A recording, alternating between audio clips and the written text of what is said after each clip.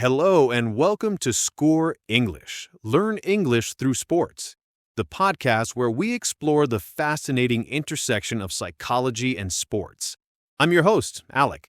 And I'm Zoob. It's great to be here, Alec. Today, we're diving into one of the most intense, high-stakes moments in all of sports, the penalty kick. Specifically, we're talking about the pressure of the penalty. It's pure drama, isn't it? One player, one goalkeeper, 12 yards apart, the entire stadium, sometimes the whole world, watching in dead silence. It's so much more than just kicking a ball. Exactly. It's a battle of wills, a mental showdown. From a physical standpoint, the odds are overwhelmingly in favor of the kicker. The goal is huge, and the keeper has milliseconds to react. Yet, we see misses all the time, even from the best players in the world. Right, and that's because the real challenge isn't physical. It's psychological.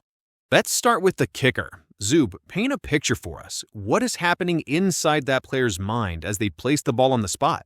Well, first and foremost, their body is flooded with adrenaline. The classic fight-or-flight response kicks in. Their heart rate skyrockets, their breathing becomes shallow. This is the body's natural reaction to a high-stress situation. Exactly. And then there's the mental side. The interesting thing about a penalty is the weight. In the flow of a game, actions are reactive, but with a penalty, you have time. Too much time, some would say.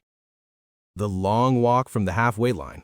That walk can feel like a mile, and negative thoughts can creep in. The brain starts thinking about the consequences of failure rather than the process of succeeding. That's fascinating. So how do players combat this? We often see them go through very specific routines. Yes, those pre-shot routines are crucial. Taking the same number of steps back, placing the ball a certain way, taking a deep breath, these aren't just superstitions, they're psychological anchors. Anchors. I like that. They give the player a sense of control in an otherwise chaotic moment. By focusing on a simple, repeatable sequence of actions, they can block out the external noise and internal chatter. It brings them back to the familiar feeling of the training ground. But sometimes that's not enough. Let's talk about the phenomenon of choking. What is actually happening in the brain when a top athlete suddenly can't perform a skill they practiced thousands of times? Well, a leading theory is called attentional control theory. In simple terms, pressure causes a player to shift their attention from automatic execution to conscious control. They start thinking too much about the mechanics. So they're overthinking it. Precisely. Kicking a ball is a complex motor skill that, for a professional, is almost entirely automated through muscle memory.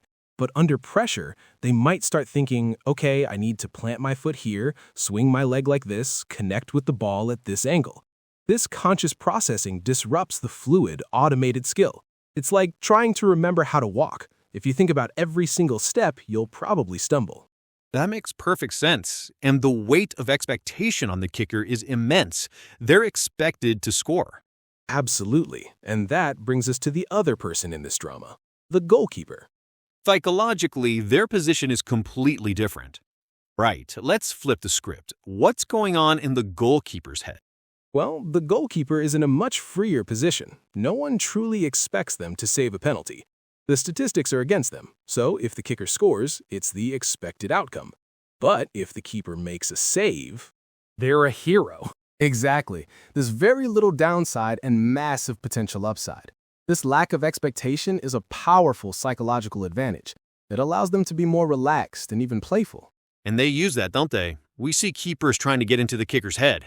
Oh, absolutely. The mind games are a huge part of it. A keeper might try to delay the kick, chat with the kicker, point to one side of the goal, or even dance on the line. Right, making themselves seem bigger, more distracting. Anything to disrupt the kicker's routine and plant a seed of doubt. If the kicker had a spot picked out, the keeper pointing there might make them second-guess their choice. And in that split second of indecision, a mistake can happen. So the keeper's job is not just to be a physical barrier, but a psychological one too. They're trying to make the goal look smaller. That's a perfect way to put it. Research has shown that anxious players literally perceive the goal as smaller and the goalkeeper as bigger than they actually are. The pressure physically alters their perception of the task. That is incredible. Let's talk about decision-making. The kicker has to decide where to shoot, and the keeper has to decide where to dive. How much of this is strategy versus pure chance? It's a mix. Keepers and their coaches study kickers' habits. They know if a player tends to go to their right 90% of the time. But kickers know this too, so they might try to be unpredictable. A game of cat and mouse. It really is. Some studies suggest that the best strategy for a kicker is to ignore the keeper completely and just focus on hitting their chosen spot with power and accuracy.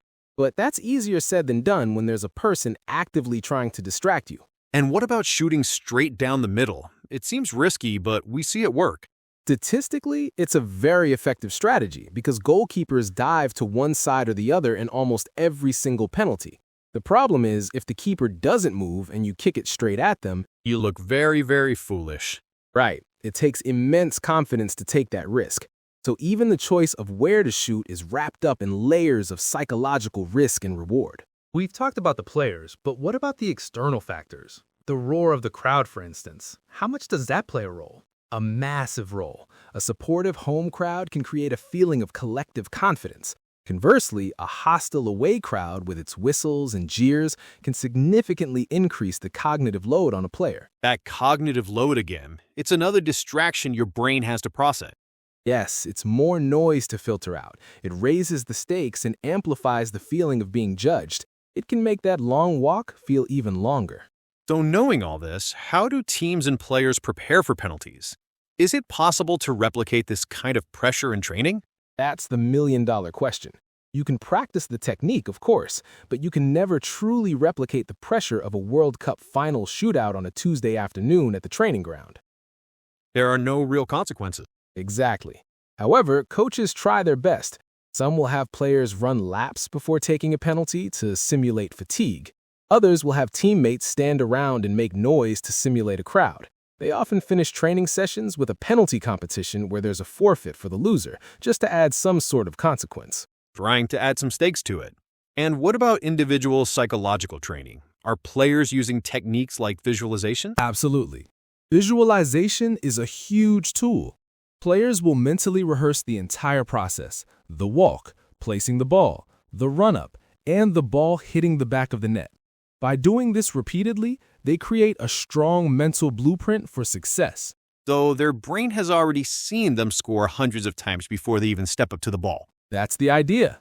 Other techniques include positive self-talk, replacing negative thoughts with affirmations like, "I've done this before, I can do it again," and mindfulness techniques, which focus on breathing and staying in the present moment rather than worrying about the future outcome. It seems like the key to succeeding is to simplify, to block out all the noise and just focus on one simple task: kicking the ball into the net. In essence, yes, it's about winning the inner battle before you even take the kick.